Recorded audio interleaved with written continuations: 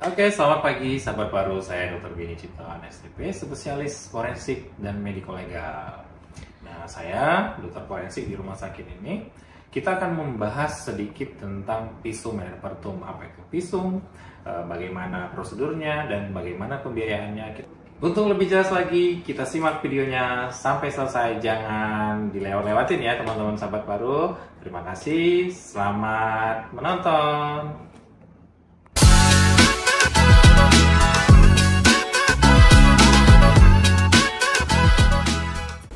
Assalamualaikum warahmatullahi wabarakatuh. Selamat pagi sahabat paru.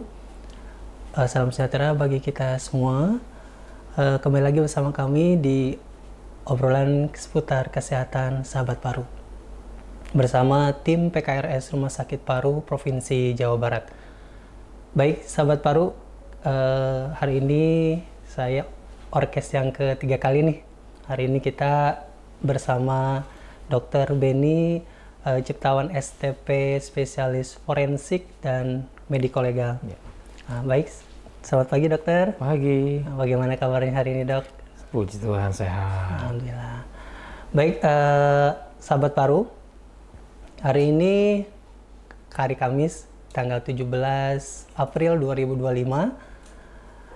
Tentunya hari baik ya untuk semua hari ya.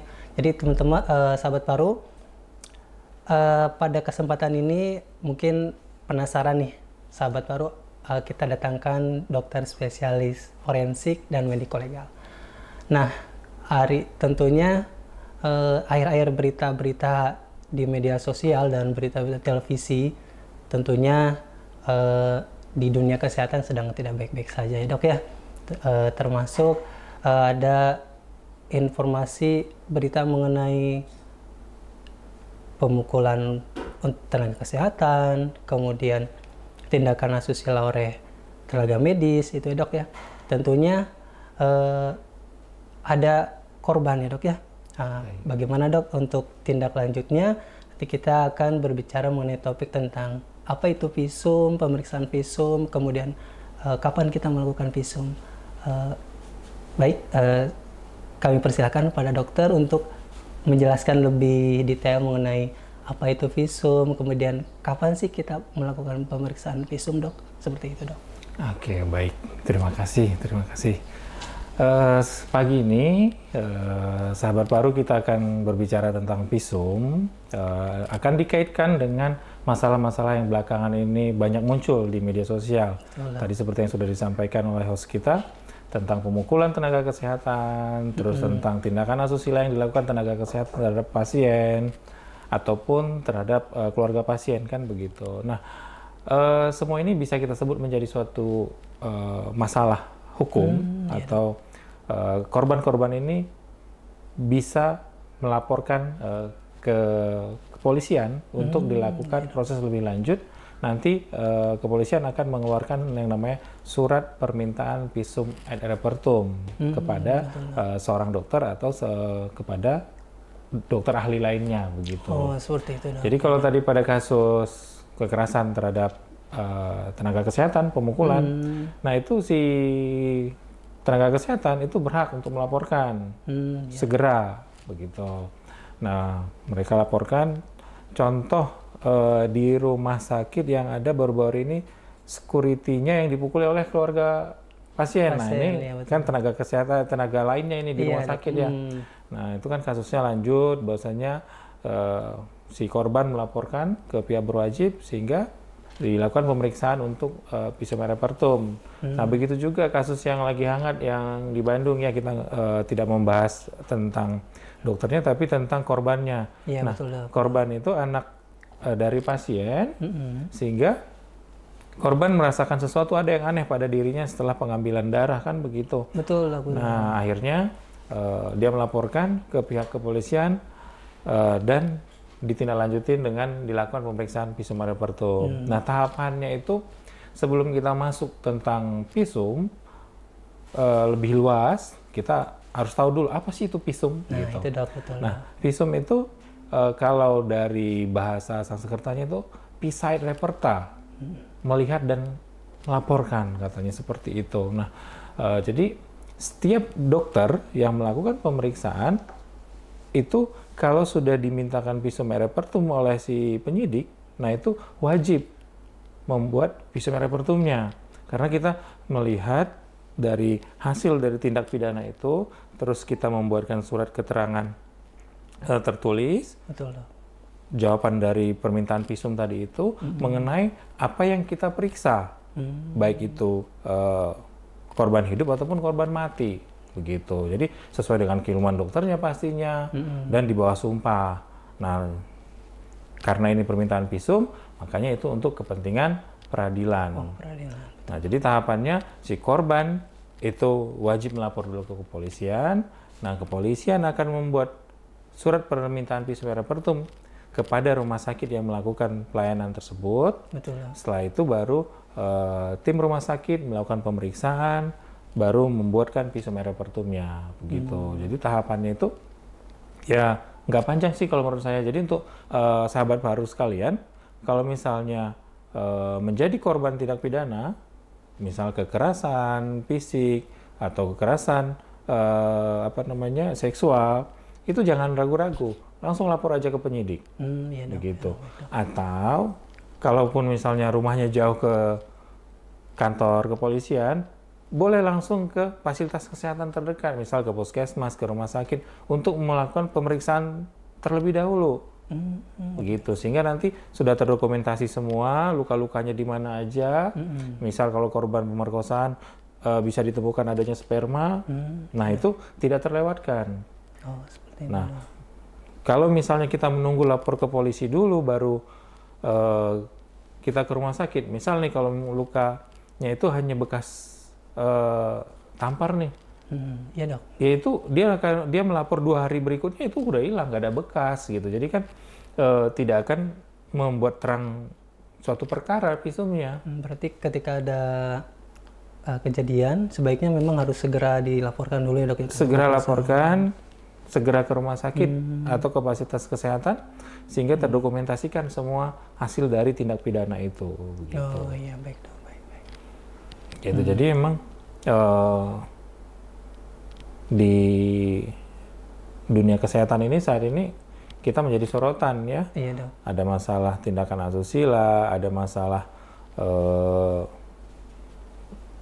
dokter atau tenaga kesehatan lainnya itu tidak ramah. Itu juga menjadi suatu sorotan bagi masyarakat luas saat ini. Begitu ada yang ketus. Iya, Dok, betul. Itu menjadi masalah utama yang mengakibatkan si pasien ini kadang atau keluarga pasien ini, keluarga saya sakit terus saya diketusin, jadi emosinya muncul. Oh, seperti Nah, itu. jadi jangan kita hanya berpikiran si perawatnya, si dokternya jadi korban penganiayaan.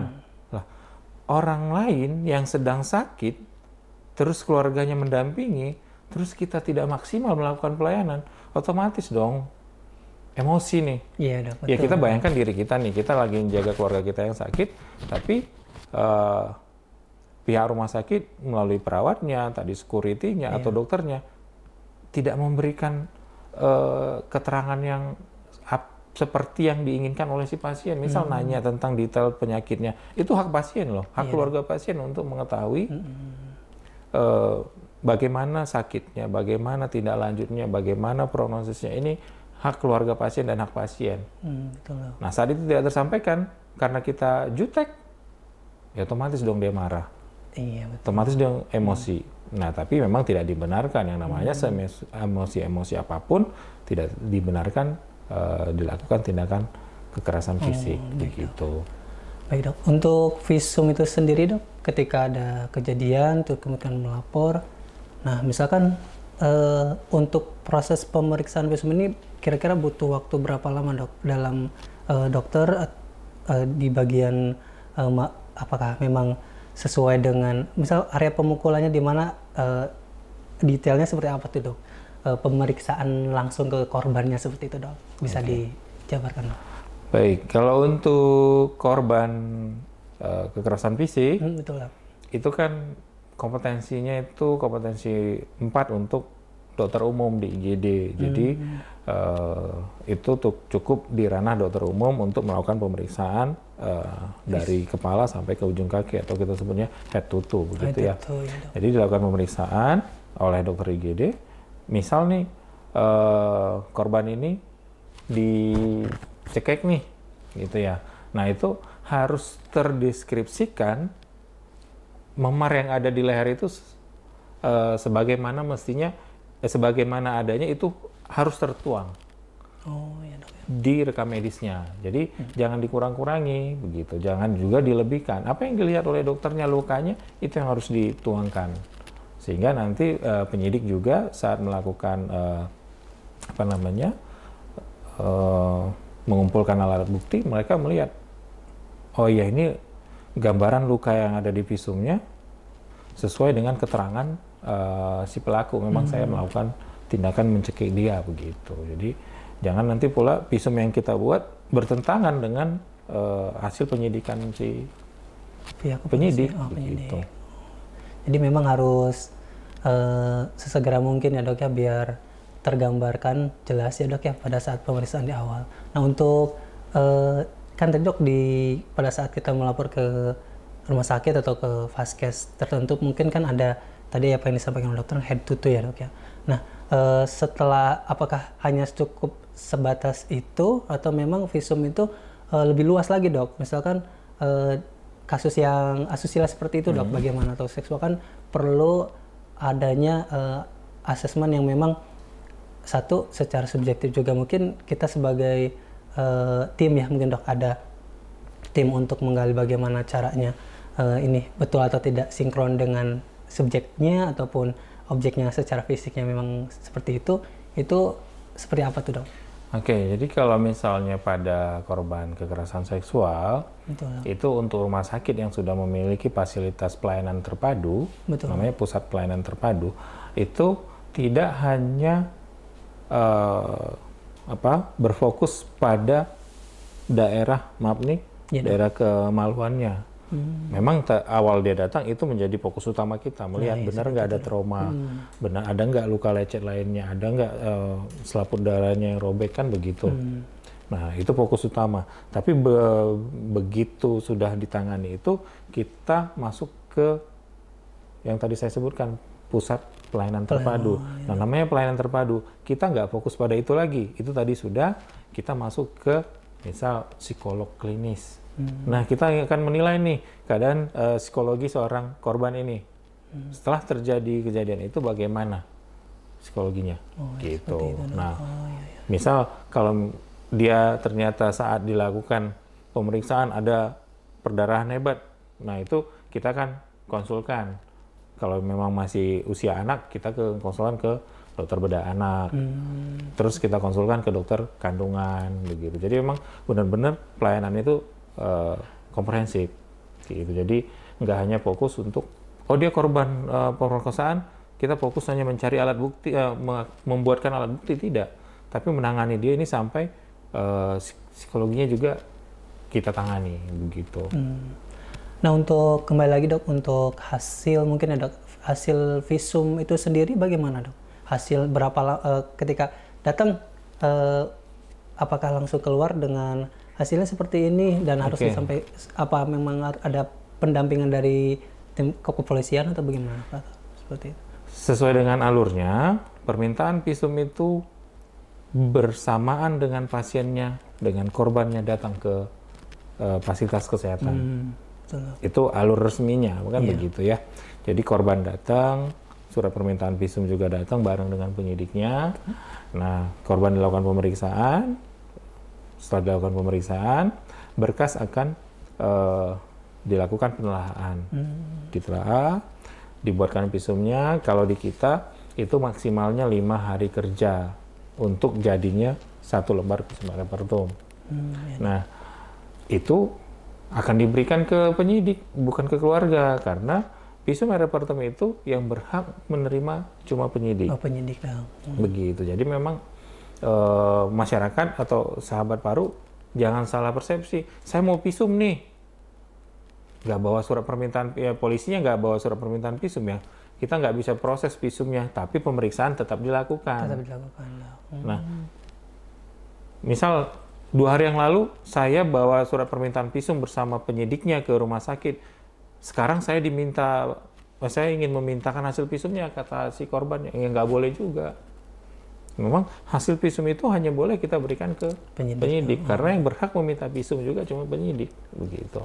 Jadi sahabat Paru kalaupun ingin membuat visum ya lapor polisi dulu, atau langsung ke rumah sakit, habis itu langsung ke kantor polisi, sehingga polisi pada hari itu juga melayangkan surat permintaan visumnya. Berarti boleh ke rumah sakit dulu ya dok ya? Boleh. Ke rumah sakit dulu, terus kita bikin baru ke laporan sambil membawa itunya ya dok ya? Permintaan dari polisinya gitu. Keluarkan. Tapi alangkah baiknya memang korban datang bersamaan dengan penyidiknya membawa surat visum aeropertum. Ya kadang kala kita nggak tahu ya kesibukan penyidik, ada yang diolah TKP, ada yang tugas lain, sehingga surat permintaan visum itu hanya diberikan ke korban. Nah, itu memang kurang sesuai sebenarnya. Oke, gitu. Baik sahabat Paru, sedikit tadi udah kita berbincang-bincangnya sama dokter mengenai visum dan kapan harus segera kita melakukan visum ya.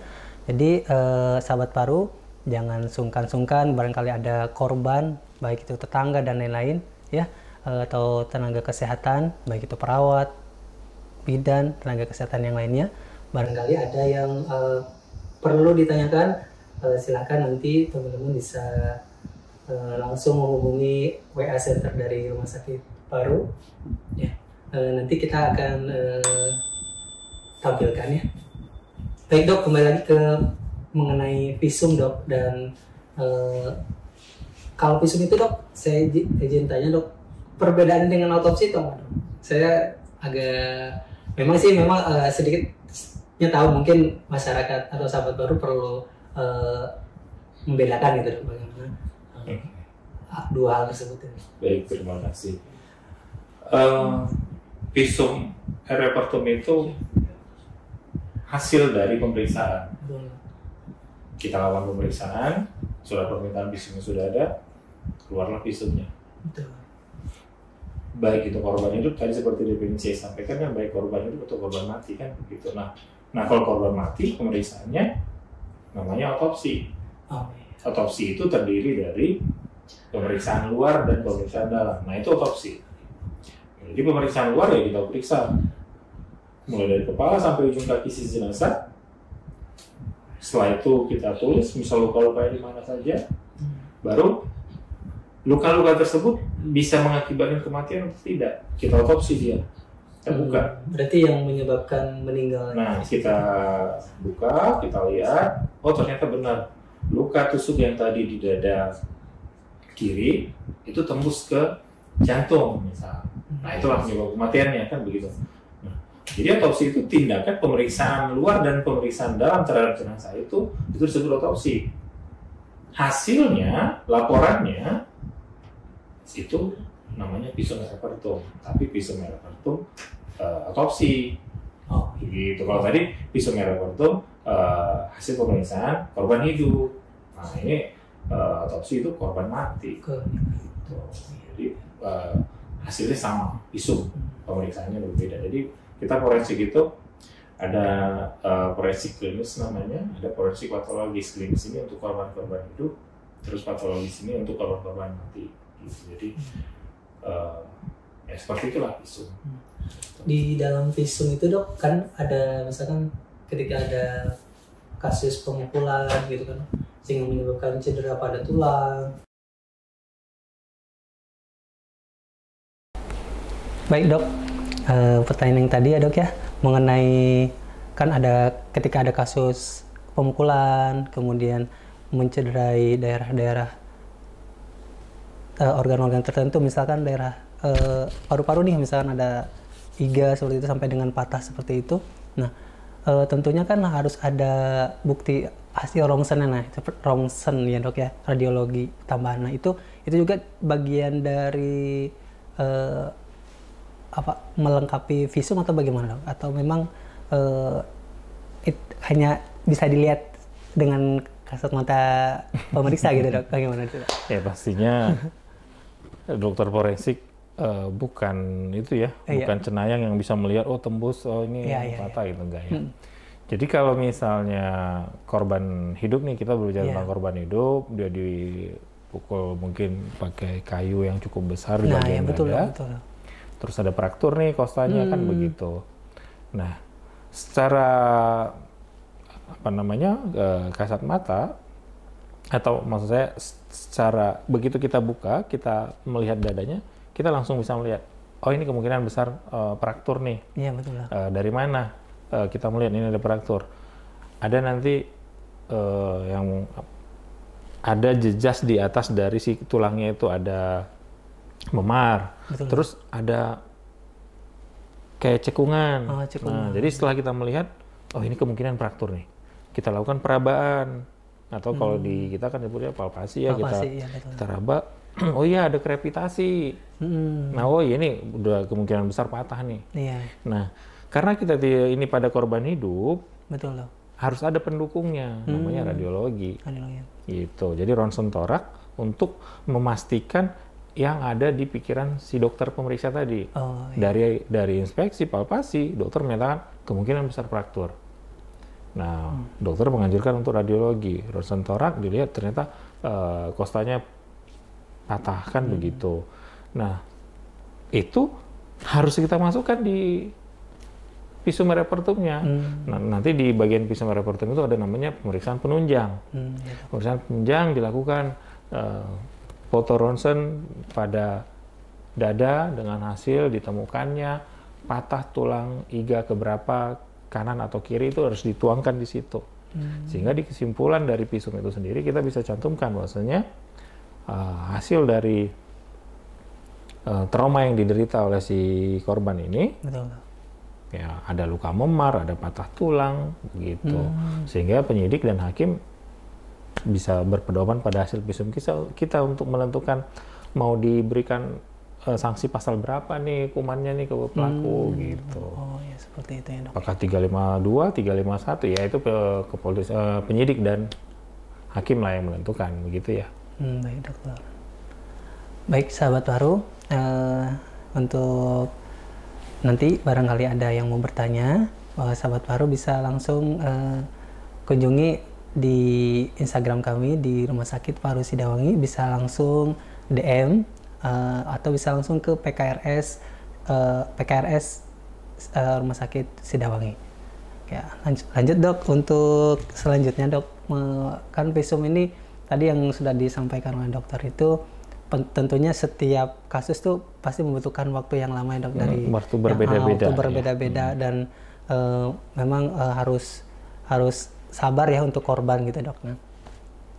Nah harapan untuk tentunya kan dok, ada korban yang memang saya nggak mau melapor nih dok, saya cuman karena kondisi ekonomi dan lain-lain gitu. Sebenarnya sampai saat ini dok, barangkali dokter tahu nih, kalau visum itu untuk dari segi pembiayaan dok, misalkan seperti itu, memang dokter barangkali mengetahui gitu dok, apakah memang dibebankan oleh ke korban ataukah memang ditanggung oleh yang melapor, dalam hal ini keluarga dan lain-lain sebetulnya. Oke, baik. Ya, perihal pembiayaan ya sahabat baru itu sangat penting juga ya, jangan sampai salah persepsi ya. Betul lah. Di negara kita ada namanya perlindungan perempuan dan anak. Khusus perempuan dan anak itu tidak boleh dibebankan biaya ke korban. Begitu.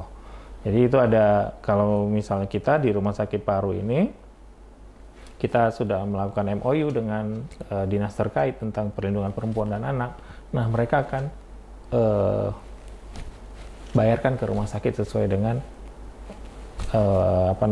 klaiman kita. Gitu. Tapi ada batas maksimal angkanya. Jadi bukan berarti kita misal lakukan, ini ada korban anak nih, biaya perawatan selama ini misal 3 juta nih, mereka nggak akan bayar segitu, mereka hanya bayar untuk visum repertumnya saja. Begitu.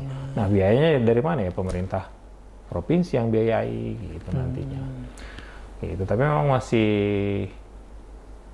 di beberapa daerah untuk peran dari pemerintah baik daerah, provinsi maupun pusat, itu untuk pembiayaan masih sangat-sangat sulit. Jadi masih banyak rumah sakit yang membiayai itu dengan operasional rumah sakit sendiri. Nah, kalau korbannya laki-laki di atas 18 tahun, ya itu bayar sendiri. Walaupun kalau di undang-undang dinyatakan bahwasanya itu ditanggung negara. Nah, negara belum hadir untuk khususnya laki-laki nih. Gitu. Jadi untuk laki-laki di atas 18 tahun, jangan berantem-berantem, bayar sendiri loh. Betul ya dok ya. Baik visumnya, pengobatannya, semua nanti bayar sendiri. Gitu. Ya walaupun ya pada perempuan dan anak ya jangan, itu tidak baik ya. Betul. Untuk saat ini mungkin untuk perempuan dan anak ya dok ya yang bisa ditanggung oleh negara yang gitu. Betul. Baik sahabat Paru, ada lagi yang mau ditanyakan nanti ya. Kita akan coba buka komentar-komentar dari teman-teman semua. Nanti kita akan tanyakan langsung ke narasumber. Nah seperti itu. Sampai saat ini dok, di Rumah Sakit Paru udah ada laporan-laporan mengenai kasus yang diminta oleh penyidik dok. Oke, baik. Sampai saat ini ada satu jenazah saat itu, anak-anak, itu juga sudah kita tangani, sudah selesai. Terus ada di IGD kekerasan rumah tangga, terus ada kekerasan sesama wanita, terus ada juga laki-laki karena habis minum-minum jadi ribut, cekcok. Nah itu juga sudah dimintakan penyidik. Ya lumayan banyak lah untuk kasus di rumah sakit kita. Gitu. Ya. Alhamdulillah berarti sudah tertangani ya dok ya. Mestinya udah banyak juga yang masyarakat luas, sahabat Paru yang mau melakukan pemeriksaan visum sesuai dengan tadi tahapan-tahapannya ya dok ya. Nah, seperti itu. Oke. Mungkin sebelum ditutup saya sedikit, sahabat Paru, ini tadi kita berbicara tentang visum et repertum. Pastinya visum et repertum itu berdasarkan dari hasil pemeriksaan, baik korban kekerasan fisik ataupun seksual. Nah khusus untuk wilayah Rumah Sakit Paru Sidawangi, kalau misalnya ada sahabat Paru berkunjung ke rumah sakit, ngunjungin keluarga atau jaga keluarga, atau ada di wilayah Rumah Sakit Paru, dilakukan tindakan kekerasan fisik atau kekerasan seksual oleh tenaga kita, segera lapor ke kami akan tindak lanjutin. Nah nanti nomor teleponnya akan disampaikan di video, gitu ya. Nanti akan disampaikan nomor teleponnya. Segera lapor jika merasa menjadi korban kekerasan fisik atau kekerasan seksual oleh SDM yang ada di rumah sakit, baik itu perawat, dokter, atau siapapun yang ada di rumah sakit. Gitu, karena kita berkomitmen bahwasanya pelayanan kita itu yang utama. Begitu. Mungkin itu yang ingin saya sampaikan. Terima kasih. Baik dok, alhamdulillah ya. Obrolan seputar kesehatan kali ini sangat inilah dok, memberikan edukasi kepada sahabat Paru, masyarakat luas ya dok ya. Mudah-mudahan jangan sampai ketika ada kekerasan, ketika ada hal-hal yang tadi dokter sampaikan, ketika dirawat di sini keluarga pasien merasa tidak nyaman, tidak enak dengan perlakuan kita sebagai SDM di sini, bisa langsung melaporkan ke kami ya. Nanti kita share nomor pengaduannya. Nah nanti kita akan tanganin sesuai dengan resiko-resikonya ya dok ya. Itu aja dok ya. Mudah-mudahan sahabat Paru bisa mengambil apa yang sudah dokter sampaikan, baik dari apa itu visum, kemudian kapan kita melakukan visum, dan bagaimana tahapan-tahapan dalam proses pemeriksaan visum. Baik, terima kasih sahabat Paru sudah mengikuti kami dari awal. Mudah-mudahan bermanfaat untuk kita semua. Terima kasih. Ditutup. Wassalamualaikum warahmatullahi wabarakatuh. Selamat pagi.